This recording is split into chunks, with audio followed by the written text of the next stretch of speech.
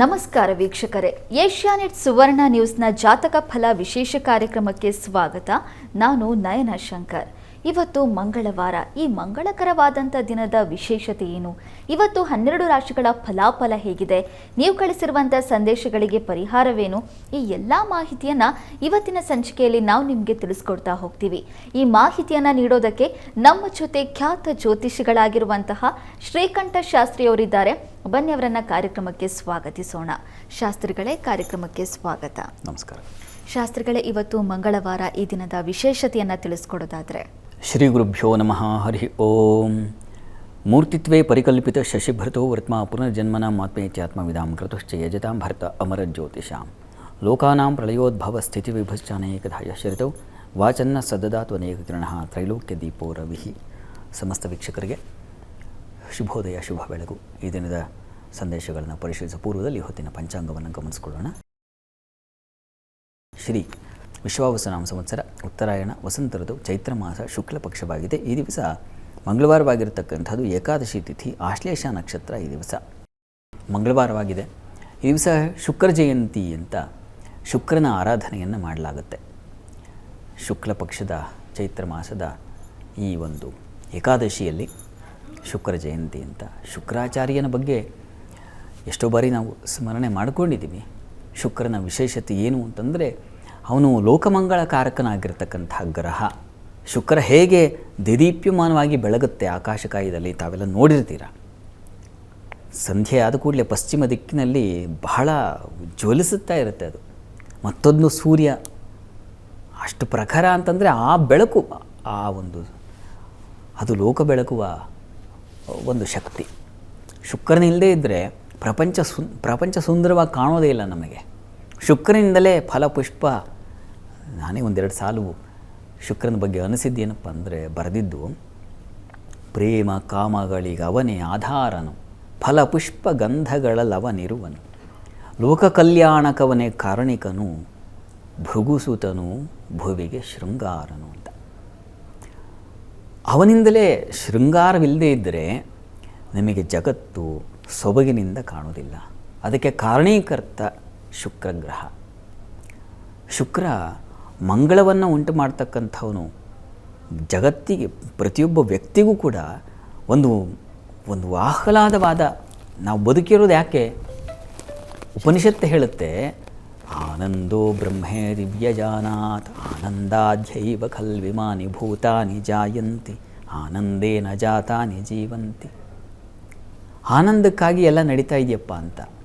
ಇದು ಎಲ್ಲಿ ಸಿಗೋದು ನಮಗೆ? ಶುಕ್ರನಿಂದಾಗಿ. ಅವನಿಂದಾಗಿಯೇ ವೈಭೋಗ ಜೀವನ ಅಂತಕ್ಕಂಥ. ಲೌಕಿಕದ್ದು ಬಿಡಿ, ಎರಡೂ ಬಗೆಯಲ್ಲೂ ನಿಮಗೆ ಮೊದಲು ಆನಂದದ ಸವಿ ಉಂಟಾಗ್ತಕ್ಕಂಥದ್ದು ಒಂದು ಸಣ್ಣ ಆನಂದ. ಆನಂದದಲ್ಲೇ ವೆರೈಟಿ ಇದೆ ಅಂತಲೂ ಹೇಳುತ್ತೆ ಉಪನಿಷತ್ತು. ಮನುಷ್ಯನ ಆನಂದ ಬೇರೆ, ಗಂಧರ್ವರ ಆನಂದ ಬೇರೆ, ದೇವತೆಗಳ ಆನಂದ ಬೇರೆ, ಆಜಾನಜರ ಆನಂದ ಅಂತಕ್ಕಂಥದ್ದು ಬೇರೆ, ಗಂಧರ್ವರ ಆನಂದ ಮೀರಿರ್ತಕ್ಕಂಥಾಗಿರ್ತದೆ ಆ ಬ್ರಹ್ಮಾನಂದ, ಅಲ್ಲಿವರೆಗೆ ಹೋಗುತ್ತೆ. ಹೀಗಾಗಿ ಆನಂದದಲ್ಲೂ ತರತಮ ವ್ಯತ್ಯಾಸಗಳಿದ್ದಾವೆ. ಮೊದಲನೇದಾಗಿ ಗೊತ್ತಾಗಬೇಕಲ್ಲ, ಒಂದು ಮಗುವಿಗೆ ನಾಟ ಸಾಮಗ್ರಿಗಳನ್ನು ತಂದು ಕೊಟ್ಟಾಗ ಮಗು ತುಂಬ ಮೈ ಮರೆತು ಆಡುತ್ತಪ್ಪ. ಅದು ಆಗಿನ ಆ ಕ್ಷಣದ ಆ ವಯಸ್ಸಿನ ಆನಂದ. ಅದೇ ಒಬ್ಬ ವಿದ್ಯಾರ್ಥಿಗೆ ತುಂಬ ಚೆನ್ನಾಗಿ ರ್ಯಾಂಕ್ ಬಂದು ಒಂದು ಪದವಿ ಮಾಲೆಯನ್ನು ಹಾಕಿಬಿಟ್ರೆ, ಒಂದು ಯಾವುದೋ ಮೆಡಲ್ ಕೊರಳಿಗೆ ಹಾಕಿದ್ರೆ ಅದು ಅದರ ಆನಂದ. ಒಬ್ಬ ಆಟಗಾರನಿಗೆ ಜಯಶೀಲನಾದರೆ ಅದು ಆ ಮಟ್ಟಿಗಿನ ಆನಂದ. ಹೀಗೆ ಆನಂದದ ಸ್ತರಗಳು ಬೇರೆ ಬೇರೆ ಬೇರೆ ಸಮಯದಲ್ಲಿ, ಬೇರೆ ಬೇರೆ ವಯಸ್ಸಿನಲ್ಲಿ ಬೇರೆ ಬೇರೆ ರೀತಿಯಲ್ಲಿ ಇರ್ತದೆ. ಇದೆಲ್ಲವೂ ಈ ಆನಂದಕ್ಕೆ ಮೂಲ ಅನುಗ್ರಹಪ್ರದ ಗ್ರಹ ಶುಕ್ರ. ಅಂಥವನ ಜಯಂತಿ ದಿವಸ ಶುಕ್ರಾಚಾರ್ಯ, ಆ ಶುಕ್ರಗ್ರಹ ನಮ್ಮೆಲ್ಲರಿಗೂ, ನಮ್ಮ ಮನಸ್ಸಿಗೆ ಯಾವುದು ಆನಂದ ಅಂದರೆ, ಮನಸ್ಸು ಯಾವುದರಿಂದ ತಣಿಯುತ್ತೋ ಅದೆಲ್ಲವೂ ಆನಂದವೇ. ಚೆನ್ನಾಗಿ ಅಧ್ಯಯನ ಮಾಡಿ ಒಂದು 4 ಮಾತುಗಳನ್ನು ಹೇಳುವವನಿಗೆ ಆ ಹೇಳುವಿಕೆಯಲ್ಲಿ ಇದೆಯಲ್ಲ, ಅದು ಒಂದು ಆನಂದ ಕೊಡುತ್ತೆ. ಈ ಥರ ಒಬ್ಬೊಬ್ಬರಿಗೆ ಒಂದೊಂದು ಬಗೆಯ ಆನಂದ ಇರ್ತದೆ. ಆ ಎಲ್ಲ ಆನಂದಕ್ಕೂ ಶುಕ್ರನೇ ಕಾರಣೀಕರ್ತ ಒಂದು ರೀತಿಯಲ್ಲಿ. ಹೀಗಾಗಿ ಅಂಥ ಶುಕ್ರ ನಮಗೆ ಮಂಗಳವನ್ನು ಉಂಟು ಮಾಡಲಿ, ಅಂಥವನ್ನು ಸ್ಮರಣೆ ಮಾಡಬೇಕು. ಶುಕ್ರಗ್ರಹ ಸ್ಮರಣೆಯನ್ನು ಮಾಡಬೇಕು ಈ ದಿವಸ. ಶುಕ್ರನಿಗೆ ಅಧಿದೇವತೆ ಮಹಾಲಕ್ಷ್ಮಿ. ನೋಡಿ, ಲಕ್ಷ್ಮಿ ಎಲ್ಲ ಸಂಪದದ ಅಧಿದೇವತೆ ಆಕೆ. ಎಲ್ಲ ಸಂತೋಷದ ಸಂಪತ್ತು ಎಲ್ಲಿದೆಯಪ್ಪ ಅಂದರೆ ಲಕ್ಷ್ಮಿ ಹಿಡಿತದಲ್ಲಿ ಇಟ್ಕೊಂಡ್ಬಿಟ್ಟಿದ್ದಾಳೆ ಆಕೆ. ಹೀಗಾಗಿ ಲಕ್ಷ್ಮಿಯನ್ನು ಆರಾಧಿಸಿಬಿಟ್ರೆ ಶುಕ್ರನ ಅನುಗ್ರಹ ಸಿಗುತ್ತೆ ಅಂತ.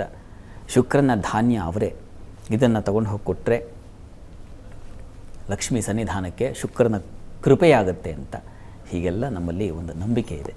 ಹೀಗಾಗಿ ಶುಕ್ರನಿಗೆ ವಿವಿಧ ಅಲಂಕಾರ ಬಗೆ ಬಹಳ ಇಷ್ಟ. ಅವನಿಗೆ ಹೂವು, ಹಣ್ಣು, ಇವೆಲ್ಲ ರಸವತ್ತಾದ ಫಲ, ಸುಗಂಧ ಬೀರುವಂತಹ ಪುಷ್ಪ, ಇವುಗಳನ್ನೆಲ್ಲ ಸಮರ್ಪಣೆ ಮಾಡಬೇಕು ಲಕ್ಷ್ಮಿಗೆ. ಯಕ್ಷಿ ಸ್ವರೂಪದಲ್ಲಿ ಲಕ್ಷ್ಮಿ, ಯಕ್ಷಿಯವಾ ಭೃಗುನಂದನ ಅಂತಿದೆಯಲ್ಲ, ಯಕ್ಷಿ ಉಪಾಸನೆ ಮಾಡ್ತಕ್ಕಂಥವ್ರು ಕೂಡ ಶುಕ್ರನ ಅನುಗ್ರಹ ಬೇಕು ಅಂದರೆ ಯಕ್ಷಿ ಉಪಾಸನೆ ಮಾಡಬೇಕಂತೆ. ಈ ಥರದ್ದೇನೋ ಇದೆ ಬಿಡಿ. ಅಂತೂ ಈ ದಿವಸ ಸ್ವಲ್ಪ ಅವರೆಕಾಳು, ಶುಭ್ರ ಬಿಳಿಯ ವಸ್ತ್ರ, ಇದನ್ನು ಮಹಾಲಕ್ಷ್ಮಿ ಸನ್ನಿಧಾನಕ್ಕೆ ಕೊಟ್ಟರೆ ಶುಕ್ರ ಅವನು ಜಾತಕದಲ್ಲಿ ದುರ್ಬಲನಾಗಿದ್ದರೂ ನಿಮಗೆ ಸ್ವಲ್ಪ ಮಟ್ಟಿಗಿನ ಆನಂದವನ್ನು ಖಂಡಿತ ಕೊಡ್ತಾನೆ. ಪ್ರಯತ್ನ ಮಾಡಿ. ಶಾಸ್ತ್ರಿಗಳೇ, ಇವತ್ತು ಶುಕ್ರ ಜಯಂತಿ ಇದ್ದು ಇವತ್ತು ಶುಕ್ರನನ್ನು ಆರಾಧನೆ ಮಾಡೋದ್ರಿಂದ, ಶುಕ್ರನ ಅಧಿದೇವತೆಯಾಗಿರುವ ಮಹಾಲಕ್ಷ್ಮಿಯನ್ನು ಆರಾಧನೆ ಮಾಡೋದ್ರಿಂದ ನಾವು ಜೀವನದಲ್ಲಿ ಸಂಪತ್ತು, ಆನಂದವನ್ನು ಗಳಿಸ್ಬೋದು ಅನ್ನೋದನ್ನು ತಿಳಿಸ್ಕೊಟ್ಟಿದ್ದೀರಾ. ಈಗ ವೀಕ್ಷಕರು ಕೂಡ ಸಾಕಷ್ಟು ಸಂದೇಶ ಕಳಿಸಿದ್ದಾರೆ, ಅದನ್ನೆಲ್ಲ ನೋಡ್ತಾ ಹೋಗೋಣ ಶಾಸ್ತ್ರಿಗಳೇ, ಮೊದಲನೇ ಸಂದೇಶವನ್ನು ಗಂಗಾವತಿಯಿಂದ ಚೇತನ್ ಅವರು ಕಳಿಸಿದ್ದಾರೆ.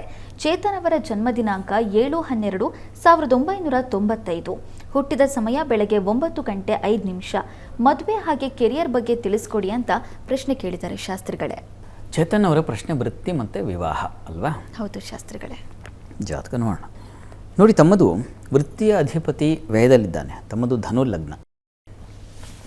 ಕರ್ಮಾಧಿಪತಿ ವ್ಯಯದಲ್ಲಿದ್ದರೆ ಏನಾಗುತ್ತೆ? ಕಾರ್ಯಹೀನತೆ ಉಂಟಾಗುತ್ತೆ, ಅಲದಾಟ ಉಂಟಾಗುತ್ತೆ, ಪರಕಾರ್ಯ ನಿರತಃ ಅಂತ ಇನ್ನೊಬ್ಬರು ಚಾಕರಿ ಮಾಡೋದೇ ಆಗಿಬಿಡುತ್ತೆ ಜೀವನ. ಹೀಗಾಗ್ಬಿಡುತ್ತೆ ಪರಿಸ್ಥಿತಿ. ಪ್ರಸ್ತುತ ನಿಮಗೆ ಗುರುದಶೆಯಲ್ಲಿ ಈಗ ಶನಿ ಭುಕ್ತಿ ನಡೀತಾ ಇದೆ. ಶನೈಶ್ಚರ ನಿಮ್ಮ ಜಾತಕದಲ್ಲಿ ಚೆನ್ನಾಗಿದ್ದಾನೆ. ಹೀಗಾಗಿ ಕಾಲವಶಾತ್ ಆ ಗ್ರಹ ನಿಮ್ಮ ಜಾತಕದಲ್ಲಿ ಬಲವಾಗಿರೋದ್ರಿಂದ ತೊಂದರೆ ಇಲ್ಲ. ಸ್ವಲ್ಪ ಮಟ್ಟಿಗೆ ಎಚ್ಚರಿಕೆ ಇದೆ, ಆತಂಕ ಬೇಡ. ವಿಷ್ಣು ಸಹಸ್ರನಾಮ ಹೇಳ್ಕೊಳ್ಳಿ. ವಿಷ್ಣು ಸನ್ನಿಧಾನಕ್ಕೆ ಹೋಗಿ ಪ್ರತಿ ಬುಧವಾರ ತಪ್ಪದೇ ನೀವು ವಿಷ್ಣು ಪ್ರಾರ್ಥನೆ ಮಾಡಬೇಕು. ಅಲ್ಲಿ ಹೋಗಿ ಒಂದು ಪುಷ್ಪ ಅರ್ಚನೆ, ಪುಷ್ಪ ಸೇವೆ ಮಾಡಿಸೋದು ತುಂಬ ಒಳ್ಳೆಯದು. ಅದನ್ನು ಮಾಡಿ ವೃತ್ತಿಯ ದೃಷ್ಟಿಯಿಂದ. ಇನ್ನು ವಿವಾಹದ ಅಧಿಪತಿಯೂ ಅವನೇ ಆಗಿದ್ದಾನೆ. ಹೀಗಾಗಿ ಬುಧ ಶಾಂತಿ ಮತ್ತು ಕುಜ ಶಾಂತಿ. ಕುಜನು ಲಗ್ನದಲ್ಲಿದ್ದು ಸಪ್ತಮ ನೋಡ್ತಾನೆ. ಅಂದರೆ ವಿವಾಹ ಸ್ಥಾನವನ್ನು ನೋಡಿ ವಿವಾಹ ಭಂಗ ಮಾಡೋ ಸಾಧ್ಯತೆ ಇದೆ. ಹೀಗಾಗಿ ಕುಜ ಬುಧ 2 ಗ್ರಹ ಶಾಂತಿ ಶಾಸ್ತ್ರೀಯ ಕ್ರಮದಲ್ಲಿ ಮಾಡಿಸಿ. ಆದ್ದರಿಂದ ನಿಮಗೆ ಅನುಗ್ರಹ ಉಂಟಾಗುತ್ತೆ. ಮೂಲಕ ನಿಮ್ಮ ಆ ಹಾದಿಗಳೆಲ್ಲ ಸರಿ ಹೋಗುತ್ತೆ. ಪ್ರಯತ್ನ ಮಾಡಿ, ಒಳ್ಳೆಯದಾಗಲಿ. ಸರಿ ಶಾಸ್ತ್ರಿಗಳೇ, ಮುಂದಿನ ಸಂದೇಶವನ್ನು ಚಿಕ್ಕಬಳ್ಳಾಪುರದಿಂದ ಮೇಘನ್ ಅವರು ಕಳಿಸಿದ್ದಾರೆ. ಮೇಘನ್ ಅವರ ಜನ್ಮ ದಿನಾಂಕ 1/5/2001. ಹುಟ್ಟಿದ ಸಮಯ ರಾತ್ರಿ 11:30. ನಾನು ಸಿವಿಲ್ ಇಂಜಿನಿಯರಿಂಗ್ ಮಾಡ್ಬೋದಾ ತಿಳಿಸ್ಕೊಡಿ ಅಂತ ಪ್ರಶ್ನೆ ಕೇಳಿದ್ದಾರೆ ಶಾಸ್ತ್ರಿಗಳೇ. ಮೇಘನ್ ಅವರ ಪ್ರಶ್ನೆ ಸಿವಿಲ್ ಇಂಜಿನಿಯರಿಂಗ್ ಮಾಡಬಹುದಾ ಅಂತ. ಹೌದು ಶಾಸ್ತ್ರಿಗಳೇ. ಜಾತಕ ನೋಡೋಣ. ಸಾಮಾನ್ಯವಾಗಿ ಹೆಣ್ಮಕ್ಳು ಯಾವುದೋ ಒಂದು ಮೃದುವಾಗಿರೋ ಸಬ್ಜೆಕ್ಟನ್ನು ಆಯ್ಕೆ ಮಾಡಿಕೊಂಡ್ರೆ ನೀವು ಸಿವಿಲ್ ಕಡೆಗೆ ಬರ್ತಾ ಇದ್ದೀರ, ಸಂತೋಷ. ನೋಡಿ, ನಿಮ್ಮದು ಧನುರ್ಲಗ್ನ. ಲಗ್ನದಿಂದ ಸಿವಿಲ್ಗೆಲ್ಲ ಶನೈಶ್ಚರನ ಬಲ ತುಂಬ ಬೇಕು. ಇಲ್ಲಿ ಜಾತಕದಲ್ಲಿ ಶನಿ ಬಲ ಸ್ವಲ್ಪ ಕಡಿಮೆ ಇದೆ. ಶುಕ್ರ ತುಂಬ ಚೆನ್ನಾಗಿದ್ದಾನೆ. ಹೀಗಾಗಿ ನೀವು ಡಿಸೈನಿಂಗ್ ಫೀಲ್ಡ್ ಆಯ್ಕೆ ಮಾಡ್ಕೊಳ್ಳಿ. ಸಿವಿಲ್ನಲ್ಲೇ ಡಿಸೈನಿಂಗ್ ಸೆಕ್ಷನ್ ಇದೆ. ಏನು ಇಂಟೀರಿಯರ್ ರಿಲೇಟೆಡ್ ಸಮಸ್ಯೆ ಇರ್ತಕ್ಕಂಥದ್ದು, ಡಿಸೈನಿಂಗ್ ಇರ್ತದೆ, ಇಂಟೀರಿಯರ್ ಡಿಸೈನಿಂಗ್ ಮಾಡ್ತಕ್ಕಂಥದ್ದು, ಅವುಗಳನ್ನು ನೀವು ಆಯ್ಕೆ ಮಾಡ್ಕೊಳ್ಳೋ. ತುಂಬ ಚೆನ್ನಾಗಿದೆ, ತುಂಬ ಚೆನ್ನಾಗಿ. ಅವನು ಚತುರ್ಥದಲ್ಲೇ ಇದ್ದಾನೆ. ಈಗ ನೀವು ಹೇಳ್ತೀನಿ, ದಿ ಬೆಸ್ಟ್ ಇಂಟೀರಿಯರ್ ಡಿಸೈನರ್ ಆಗಬಹುದು ತಾವು. ಹೀಗಾಗಿ ಒಂದು ಶತಸಿದ್ಧವಾದ ಗುರಿ ಇಟ್ಕೊಳ್ಳಿ. ನಿಮ್ಮ ಜಾತಕನೇ ಸೂಚಿಸ್ತಾ ಇದೆ ಒಂದು ಗುರಿಯನ್ನು. ಆ ಗುರಿಯತ್ತ ನೀವು ಹೊರಟ್ರೆ ನೋಡಿಪ್ಪ, ನೀವು ಅನ್ಬೀಟಬಲ್ ಅಂತಾರಲ್ಲ, ಆ ಥರ ಆಗೋ ಸಾಧ್ಯತೆ ಇದೆ. ಹೀಗಾಗಿ ಪ್ರಯತ್ನ ಮಾಡಿ. ಚೆನ್ನಾಗಿ ಹಣ ಹರಿದು ಬರುತ್ತೆ, ಒಳ್ಳೆಯ ವಾಹನ, ನೀವು ಚೆನ್ನಾಗಿ ಮನೆ ಕಟ್ತೀರ. ಚೆನ್ನಾಗಿದೆ, ಜಾತಕ ತುಂಬ ಚೆನ್ನಾಗಿದೆ, ಫಸ್ಟ್ ಕ್ಲಾಸ್ ಆಗಿದೆ. ಪ್ರಸ್ತುತ ಕಾಲ ಕೂಡ ಶುಕ್ರನ ದಶೆ ನಡೀತಾ. ಇದಕ್ಕಿಂತ ಇನ್ನೇನು ಬೇಕು ರೀ. ಈ ರೀತಿಯಲ್ಲಿ ಪ್ರಯತ್ನ ಮಾಡಿ, ಒಳ್ಳೆಯದಾಗಲಿ. ಸರಿ ಶಾಸ್ತ್ರಿಗಳೇ, ಮುಂದಿನ ಸಂದೇಶವನ್ನು ಬಾಗೇಪಲ್ಲಿಯಿಂದ ಪುನೀತ್ ಕುಮಾರ್ ಅವರು ಕಳಿಸಿದ್ದಾರೆ. ಪುನೀತ್ ಕುಮಾರ್ ಅವರ ಜನ್ಮ ದಿನಾಂಕ 6/10/2002. ಹುಟ್ಟಿದ ಸಮಯ ರಾತ್ರಿ 8 ಗಂಟೆ. ಶಿಕ್ಷಣ ಹಾಗೂ ಆರೋಗ್ಯದ ಬಗ್ಗೆ ತಿಳಿಸ್ಕೊಡಿ ಅಂತ ಪ್ರಶ್ನೆ ಕೇಳಿದ್ದಾರೆ ಶಾಸ್ತ್ರಿಗಳೇ. ಪುನೀತ್ ಕುಮಾರ್ ಅವರ ಪ್ರಶ್ನೆ ಒಂದು ಶಿಕ್ಷಣ ಮತ್ತೊಂದು ಆರೋಗ್ಯ. ಶಾಸ್ತ್ರಿಗಳೇ, ನೋಡಿ, ತಮ್ಮದು ಮೇಷ ಲಗ್ನ. ಲಗ್ನಾಧಿಪತಿ ಷಷ್ಠದಲ್ಲಿದ್ದಾನೆ. ಸ್ವಲ್ಪ ಆರೋಗ್ಯಕ್ಕೆ ಬಾಧೆ ಸೂಚಿಸ್ತಾ ಇದೆ. ಈಗ ರಾಹು ದಶೆಯಲ್ಲಿ ಶುಕ್ರನ ಭುಕ್ತಿ ನಡೀತಾ ಇದೆ. ಶುಕ್ರ ಜಾತಕದಲ್ಲಿ ತುಂಬ ಚೆನ್ನಾಗಿದ್ದಾನೆ. ಸ್ವಲ್ಪ ಹುಷಾರು ಆರೋಗ್ಯ. ಈಗ ಏನು ಅಂಥ ಪ್ರಮಾದ ಇಲ್ಲ, ಬಟ್ ಹುಷಾರಾಗಿರಬೇಕು ಅನ್ನೋದನ್ನು ಹೇಳ್ತಾ ಇದೆ. ನಿಮಗೂ ಕೂಡ ಶುಕ್ರ ಗುರು ತುಂಬ ಚೆನ್ನಾಗಿದ್ದಾರೆ. ಇಬ್ಬರಿಂದ ಇಬ್ಬರ ಒಂದು ಹಂಸಯೋಗ, ಒಂದು ಮಾಲವ್ಯ ಯೋಗ. ಗುರುವಿನಿಂದ ಹಂಸಯೋಗ, ಶುಕ್ರನಿಂದ ಮಾಲವ್ಯ ಯೋಗ ತುಂಬ ಚೆನ್ನಾಗಿದೆ. ನೀವು ಕೂಡ ಒಳ್ಳೆಯ ಸಾಧಕರಾಗಬಹುದು. ಜಾತಕ ತುಂಬ ಚೆನ್ನಾಗಿರೋದ್ರಿಂದ ಈಗ ನಿಮಗೆ ಚಿಕ್ಕ ವಯಸ್ಸು ಕೂಡ ಒಂದು ಒಳ್ಳೆಯ ಗುರಿ ಇಟ್ಕೊಂಡ್ರೆ ತುಂಬ ಚೆನ್ನಾಗಿ ಸಾಧನೆ ಮಾಡಲಿಕ್ಕೆ ಅವಕಾಶ ಇದೆ. ನೀವು ಕೂಡ ಗುರುವಿಗೆ ಸಂಬಂಧಿಸಿದ ಹಾಗೆ ಅಂತಂದರೆ ಟೀಚಿಂಗು, ಲಾ ಇತ್ಯಾದಿಗಳಿಗೆ ಹೋಗ್ಲಿಕ್ಕೆ ಅವಕಾಶ ಇದೆ. ಶುಕ್ರನೂ ಚೆನ್ನಾಗಿರೋದ್ರಿಂದ ಡಿಸೈನಿಂಗ್ ಫೀಲ್ಡ್ಸ್ ನಿಮಗೂ ಚೆನ್ನಾಗಾಗುತ್ತೆ. ಯಾವುದಾದ್ರು ಆಯ್ಕೆ ಮಾಡ್ಕೊಳ್ಳಿ, ನಿಮ್ಮ ಇಷ್ಟವಾದದ್ದು ಚೆನ್ನಾಗಿದೆ. ಅಂತೂ ಜೀವನದಲ್ಲಿ ಒಳ್ಳೆಯ ಸ್ಥಾನ ಖಂಡಿತ ಪಡಿತೀರ. ಚೆನ್ನಾಗಿದೆ, ಒಳ್ಳೆಯದಾಗಲಿ. ಸರಿ ಶಾಸ್ತ್ರಿಗಳೇ, ಮುಂದಿನ ಸಂದೇಶವನ್ನು ಉಡುಪಿಯಿಂದ ಪುಷ್ಪಲತಾ ಅವರು ಕಳಿಸಿದ್ದಾರೆ. ಪುಷ್ಪಲತಾ ಅವರ ಜನ್ಮ ದಿನಾಂಕ 3/9/1994. ಹುಟ್ಟಿದ ಸಮಯ ಬೆಳಗ್ಗೆ 8:30. ಅದರ ಜೊತೆಗೆ ಅವರ ಪತಿಯ ಜನ್ಮ ದಿನಾಂಕವನ್ನು ಕೂಡ ಕಳಿಸಿದ್ದಾರೆ. ಪತಿ ರಾಘವೇಂದ್ರ, ಅವರ ಜನ್ಮ ದಿನಾಂಕ 9/3/1989. ಹುಟ್ಟಿದ ಸಮಯ ಮಧ್ಯಾಹ್ನ 3:30. ಇವರಿಬ್ಬರ ದಾಂಪತ್ಯದಲ್ಲೂ ಕೂಡ ಸಾಮರಸ್ಯ ಇಲ್ಲ, ಹಾಗಾಗಿ ಪರಿಹಾರ ತಿಳಿಸ್ಕೊಡಿ ಅಂತ ಪ್ರಶ್ನೆ ಕೇಳಿದ್ದಾರೆ ಶಾಸ್ತ್ರಿಗಳೇ.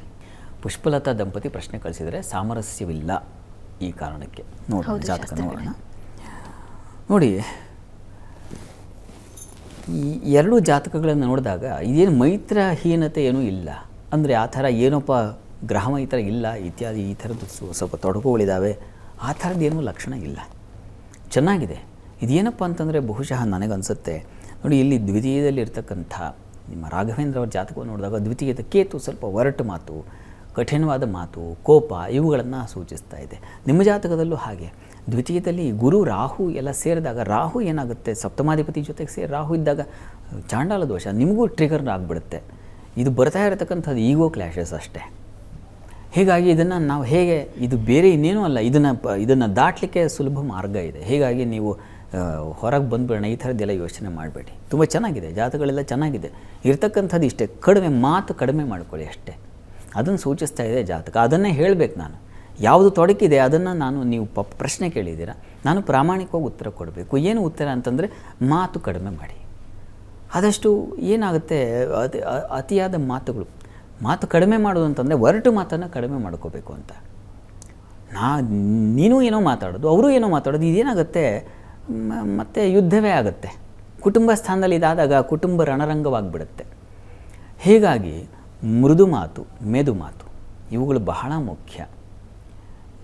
ಅದು ಹೇಗೆ, ಯಾಕೆ, ಆ ಸಂದರ್ಭಗಳ ಹೇಗೆ ಮಾತಾಡಬೇಕು ಅದು ನಿಮಗೆ, ನೀವು ಬುದ್ಧಿವಂತರು. ಎರಡೂ ಜಾತಕದಲ್ಲಿ ಚೆನ್ನಾಗಿದೆ ಜಾತಕ.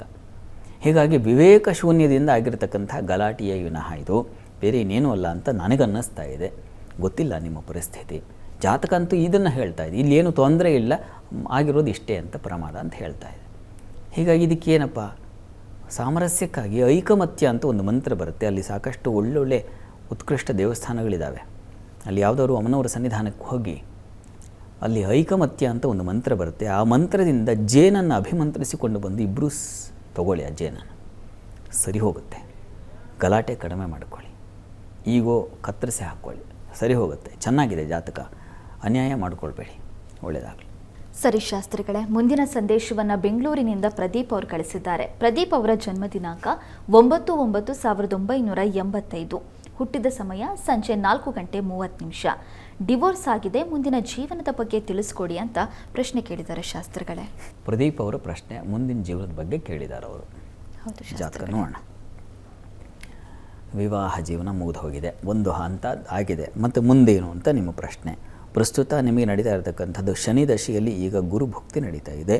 ಗುರು ನಿಮ್ಮ ಜಾತಕದಲ್ಲಿ ಲಗ್ನದಲ್ಲಿದ್ದಾನೆ, ವ್ಯಯಾಧಿಪತಿ. ಹೀಗಾಗಿ ಮತ್ತು ಸಪ್ತಮದ ಅಧಿಪತಿ ಚಂದ್ರ ನಿಮಗೆ ಷಷ್ಠದಲ್ಲಿರ್ತಕ್ಕಂಥದ್ದು ದುಸ್ಥಾನ ಅದೊಂದು. ಹೀಗಾಗಿ ನಿಮಗೆ ಅಲ್ಲಿ ಶುಕ್ರ ಬೇರೆ ಇದ್ದಾನೆ. ವಿವಾಹ ಏರ್ಪಾಡಾಗುತ್ತೆ, ಅದಕ್ಕೇನು ತೊಡಕಿಲ್ಲ. ಬಯಸಿದರೆ ಇನ್ನೊಂದು ನಿಮ್ಮ ಯಾವ ಆಲೋಚನೆ ಇದೆಯೋ ಆ ಆಲೋಚನೆಗೆ ತಕ್ಕಂಥ ಅಗತ್ಯ ಆ ಒಂದು ಫಲ ಖಂಡಿತ ಏರ್ಪಾಡಾಗುತ್ತೆ. ಆದರೆ ಗುರು ವಿವೇಕ ಶೂನ್ಯತೆಯಿಂದ ಮತ್ತೆ ಇನ್ನೇನೋ ತೊಡಕುಗಳಾಗಬಾರ್ದು. ಹೀಗಾಗಿ ಗ್ರಹಶಾಂತಿ ಇದನ್ನು ಮಾಡಿಸಿ ಒಂದು ಅರ್ಕ ವಿವಾಹ ಅಂತ ಬರುತ್ತೆ, ಅದನ್ನು ದಯವಿಟ್ಟು ಮಾಡಿಸಿ. ಅಲ್ಲೆಲ್ಲ ಈ ತೊಡಕುಗಳ ಮತ್ತೆ ಮುಂದೆ ಪ್ರಮಾದಗಳಾಗದೇ ಇರಲಿ, ಭಾವನೆಗಳೆಲ್ಲ ಸಾಮರಸ್ಯದಿಂದ ಇರಲಿ ಅಂತೆಲ್ಲ ಹೇಳಿ ಏನಾದರೂ ಪ್ರಮಾದಗಳಿದ್ದರೆ ಅದು ಇಲ್ಲೇ ಕತ್ತರಿಸಿ ಹೋಗಲಿ ಅಂತ ಹೇಳಿ ಮಾಡ್ತಕ್ಕಂಥದ್ದು. ಅದೊಂದು ಅರ್ಕ ವಿವಾಹ ಒಂದು ಮಾಡಿಸಿ, ಅದರಿಂದ ನಿಮಗೆ ಮುಂದೆ ಅನುಕೂಲ ಆಗುತ್ತೆ. ಆ ಪ್ರಯತ್ನ ಮಾಡಿ, ಒಳ್ಳೆಯದಾಗಲಿ. ಶಾಸ್ತ್ರಿಗಳೇ, ಮೇಷರಾಶಿಯಿಂದ ಕನ್ಯಾ ರಾಶಿವರೆಗಿನ ಇವತ್ತಿನ ರಾಶಿ ಫಲವನ್ನು ತಿಳಿಸೋದಾದರೆ?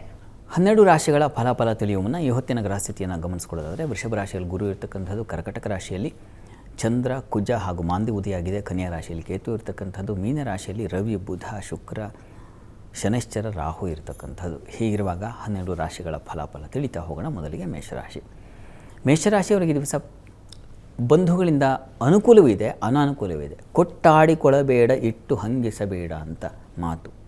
ಕೊಟ್ಟು ಬಿಡೋದು, ಸಂದರ್ಭ ಬಂದಿದೆ, ಏನೋ ಒಂದು ಪಾಪ ಸಹಾಯ ಮಾಡಿಬಿಡ್ತಾರೆ, ಆದರೆ ಆಮೇಲೆ ಅದು 25 ಸಲ ಹೇಳ್ಕೊಳ್ತಾ ಇರೋದು ಅವ್ರಿವ್ರ ಹತ್ರ.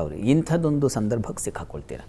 ಹೀಗಾಗಿ ತಗೊಳ್ಳೋದು ಬೇಡ, ಅನ್ನಿಸ್ಕೊಳ್ಳೋದು ಬೇಡ, ಅದು ಬಹಳ ಒಳ್ಳೆಯದು. ಆ ಥರದೊಂದು ಲಕ್ಷಣ ಇದೆ, ಹುಷಾರಾಗಿದೆ. ಕೃಷಿಕರಿಗೂ ಅಷ್ಟೇ ಸ್ವಲ್ಪ ಅನಾನುಕೂಲ ಸೂಚಿಸ್ತಾ ಇದೆ, ಪ್ರಯಾಣದಲ್ಲಿ ತೊಂದರೆಯನ್ನು ಸೂಚಿಸ್ತಾ ಇದೆ, ಹುಷಾರಾಗಿದೆ.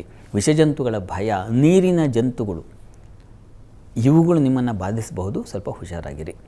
ತೋಟಗಳಲ್ಲಿ ಕೆಲಸ ಮಾಡ್ತಾ ಇರ್ತಕ್ಕಂಥವ್ರು ಬಹಳ ಎಚ್ಚರಿಕೆಯಿಂದ ಇರಿ. ಈ ದಿವಸ ಸ್ವಲ್ಪ ಅಂಥದ್ದೊಂದು ಲಕ್ಷಣ ಇದೆ. ವೃತ್ತಿಯಲ್ಲಿ ಅನುಕೂಲದ ಲಕ್ಷಣ ಸೂಚಿಸ್ತಾ ಇದೆ, ಸ್ವಲ್ಪ ಒತ್ತಡ ಇದೆ, ಸ್ವಲ್ಪ ಈ ದಿವಸ ಡಲ್ ಇರ್ತದೆ.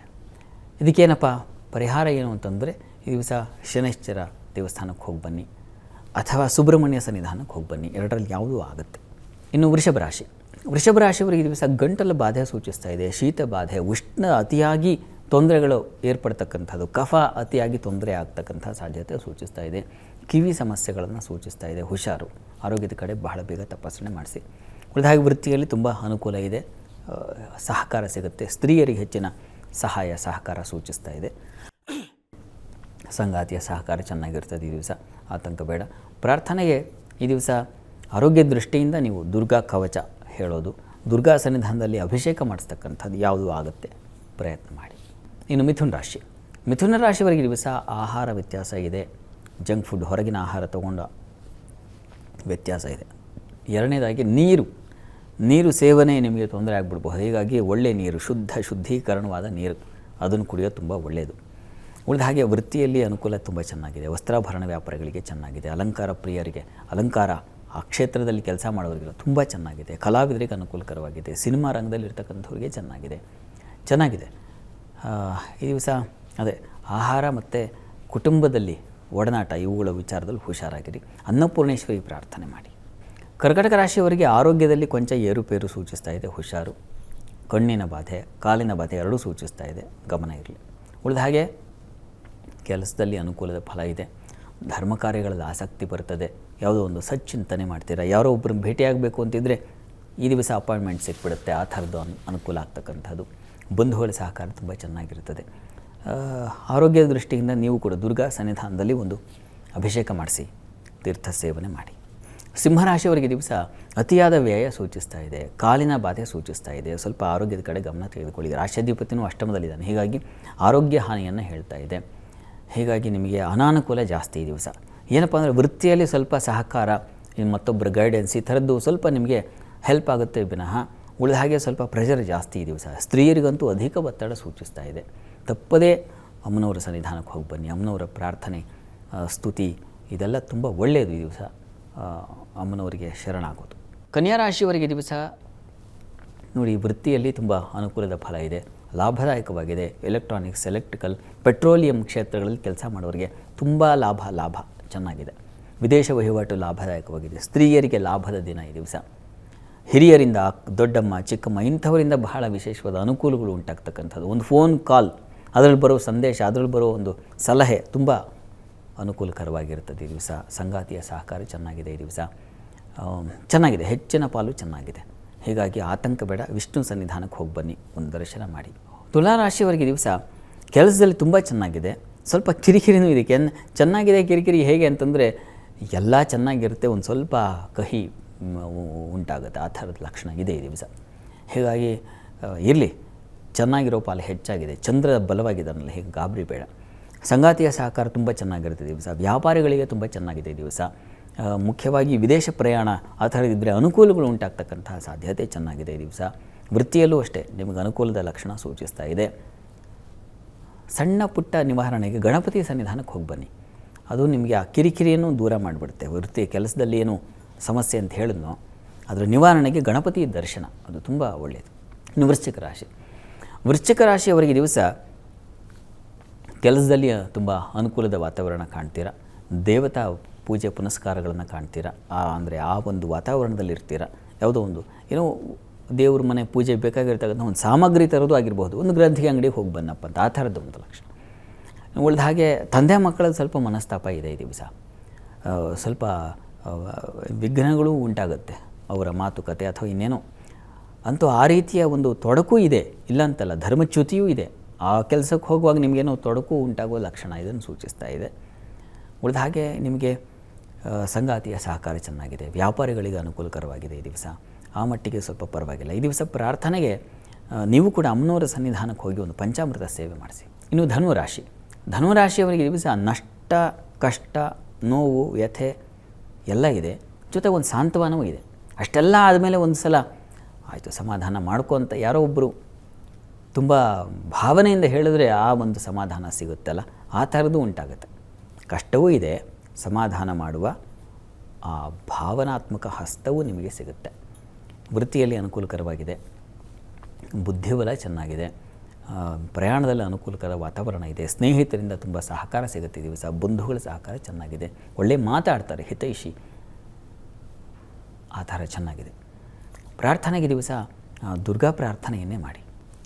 ಇನ್ನು ಮಕರ ರಾಶಿಯವರಿಗೆ ಈ ದಿವಸ ವೃತ್ತಿಯಲ್ಲಿ ಅನುಕೂಲದ ಲಕ್ಷಣ ಇದೆ, ಸಂಗಾತಿಯ ಸಹಕಾರವೂ ಇದೆ, ಆಮೇಲೆ ಸ್ವಲ್ಪ ತೊಡಕು ಇದೆ, ಎರಡೂ ಇದೆ. ಮನಸ್ತಾಪಗಳು ಉಂಟಾಗುತ್ತೆ, ಸ್ವಲ್ಪ ಹೊತ್ತು ಸಮಾಧಾನವಾಗಿಯೂ ಇರ್ತೀರ. ಎರಡೂ ರೀತಿಯ ಫಲ ಇದೆ ಈ ದಿವಸ. ವ್ಯಾಪಾರದಲ್ಲೂ ಅಷ್ಟೇ ಸ್ವಲ್ಪ ನಷ್ಟ ಸೂಚಿಸ್ತಾ ಇದೆ, ಹೆಚ್ಚಿನ ಪಾಲು ಹುಷಾರಾಗಿರಿ.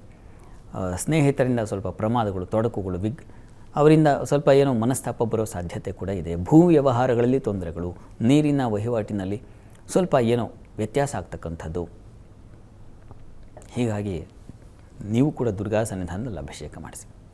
ಕುಂಭರಾಶಿಯವರಿಗೆ ಈ ದಿವಸ ನಿಮಗೆ ಸಾಲ ಬಾಧೆ ಸೂಚಿಸ್ತಾ ಇದೆ. ಸ್ತ್ರೀಯರಿಗೆ ಸಾಲ, ಶತ್ರುಗಳ ಕಾಟ ಹೆಚ್ಚಾಗುತ್ತೆ, ಹುಷಾರು. ವೃತ್ತಿಯಲ್ಲಿ ಅನುಕೂಲದ ಫಲ ಇದೆ, ಸಹೋದರ ಸಹಕಾರ ಚೆನ್ನಾಗಿರ್ತದೆ, ಬಂಧು ಮಿತ್ರರ ಸಹಾಯ ತುಂಬ ಚೆನ್ನಾಗಿದೆ, ಪ್ರಯಾಣ ಅನುಕೂಲ ಸೂಚಿಸ್ತಾ ಇದೆ. ಈ ದಿವಸ ಮಾತು ಮತ್ತು ಸಾಲ ಇವುಗಳ ವಿಚಾರದಲ್ಲಿ ನೀವು ಪಾಪ ಸಿಕ್ಕಾಕ್ಕೊಳ್ತೀರ. ಇದರ ನಿವಾರಣೆಗೆ ನರಸಿಂಹ ಪ್ರಾರ್ಥನೆ ಮಾಡೋದು ತುಂಬ ಒಳ್ಳೆಯದು. ನರಸಿಂಹ ಸನ್ನಿಧಾನಕ್ಕೆ ಹೋಗುವ ಒಂದು ವಿಶೇಷ ಸೇವೆ, ಅಭಿಷೇಕ ಸೇವೆ ಮಾಡಿಸಿ, ಅದು ಒಳ್ಳೆಯದು. ಮೀನರಾಶಿಯವರಿಗೆ ದಿವಸ ನೋಡಿ, ಸಹೋದರ ಸಹಕಾರ ತುಂಬ ಚೆನ್ನಾಗಿದೆ. ಕೆಲಸದಲ್ಲಿ, ವೃತ್ತಿಯಲ್ಲಿ ವಿಶೇಷ ಅನುಕೂಲಗಳು, ಸಮಾಧಾನ ಫಲ ಕಾಣ್ತಾ ಇದೆ. ಈ ದಿವಸ ನಿಮಗೆ ಉದರ ಬಾಧೆ, ಹೊಟ್ಟೆ ಸಂಬಂಧಿ ತೊಂದರೆಗಳು ಉಂಟಾಗುವ ಸಾಧ್ಯತೆ ಇದೆ. ಮತ್ತು ಬೆನ್ನಿನ ಬಾಧೆ ಅದನ್ನು ಸೂಚಿಸ್ತಾ ಇದೆ. ಇದರ ಹೊರತಾಗಿ ಮಕ್ಕಳಲ್ಲೂ ಅಷ್ಟೇ, ಮಕ್ಕಳ ವಿಚಾರದ ಸ್ವಲ್ಪ ಕಿರಿಕಿರಿ ಉಂಟಾಗುವ ಸಾಧ್ಯತೆ ಇದೆ ಈ ದಿವಸ. ಮತ್ತು ಸಭೆಗಳಲ್ಲಿ, ಮೀಟಿಂಗ್ಗಳಲ್ಲಿ ಹುಷಾರಾಗಿರಿ. ಈ ದಿವಸ ಗೊಂದಲ ಉಂಟಾಗುತ್ತೆ, ಗೊಂದಲದ ವಾತಾವರಣ ಇರ್ತದೆ. ಇದೆಲ್ಲದರ ನಿವಾರಣೆಗೆ ಲಲಿತಾ ಸಹಸ್ರನಾಮ ಹೇಳ್ಕೊಳ್ಳೋದು ತುಂಬ ಒಳ್ಳೆಯದು. ಈ ದಿವಸ 12 ರಾಶಿಗಳವರು, ರಾಶಿ ಗೊತ್ತಿಲ್ಲ ಅಂತಕ್ಕಂಥವ್ರು ಹೇಳಬಹುದಾದ ಮಂತ್ರ ಓಂ ಶಾಂಭವ್ಯೈ ನಮಃ. ಈ ಮಂತ್ರ ಹೇಳ್ಕೊಳ್ಳಿ, ದುರ್ಗೆಯ ಕೃಪೆಯಾಗುತ್ತೆ. ಶಾಸ್ತ್ರಿಗಳೇ, ಇವತ್ತಿನ ದಿನ ವಿಶೇಷತೆ 12 ರಾಶಿಗಳ ರಾಶಿ ಫಲ ಜೊತೆಗೆ ವೀಕ್ಷಕರ ಸಮಸ್ಯೆಗಳಿಗೆ ಉತ್ತರವನ್ನು ಕೂಡ ಕೊಟ್ಟಿದ್ದೀರಾ. ಧನ್ಯವಾದಗಳು ಶಾಸ್ತ್ರಿಗಳೇ. ಸರ್ವೇ ಜನಾಃ ಸುಖಿನೋ ಭವಂತು, ಸಮಸ್ತ ಸನ್ಮಂಗಳಾನಿ ಭವಂತು. ಎಲ್ಲರಿಗೂ ಶುಭವಾಗಲಿ. ವೀಕ್ಷಕರೇ, ನೀವು ಕೂಡ ನಿಮ್ಮ ಜಾತಕವನ್ನು ಪರಿಶೀಲಿಸ್ಕೊಳ್ಬೇಕು ಅಥವಾ ತಮ್ಮ ಸಮಸ್ಯೆಗಳಿಗೆ ಪರಿಹಾರವನ್ನು ಕಂಡುಕೊಳ್ಬೇಕು ಅಂದರೆ ಸ್ಕ್ರೀನ್ ಮೇಲೆ ಕಾಣಿಸ್ತಾ ಇರುವಂಥ ನಂಬರ್ಗೆ ತಮ್ಮ ಜಾತಕದ ವಿವರವನ್ನು ಕಳಿಸಿ. ಅಂದರೆ ಹುಟ್ಟಿದ ದಿನಾಂಕ ಮತ್ತು ಹುಟ್ಟಿದ ಸಮಯದ ವಿವರವನ್ನು ಕಳಿಸಿದರೆ ಶಾಸ್ತ್ರಿಗಳು ಜಾತಕವನ್ನು ಪರಿಶೀಲಿಸಿ ಪರಿಹಾರವನ್ನು ನೀಡ್ತಾರೆ. ಇದಾಗಿತ್ತು ಇವತ್ತಿನ ಜಾತಕ ಫಲ ವಿಶೇಷ ಕಾರ್ಯಕ್ರಮ. ನೇರ, ದಿಟ್ಟ, ನಿರಂತರ ಸುದ್ದಿಗಾಗಿ ನೋಡ್ತಾ ಇರಿ ಏಷ್ಯಾನೆಟ್ ಸುವರ್ಣ ನ್ಯೂಸ್.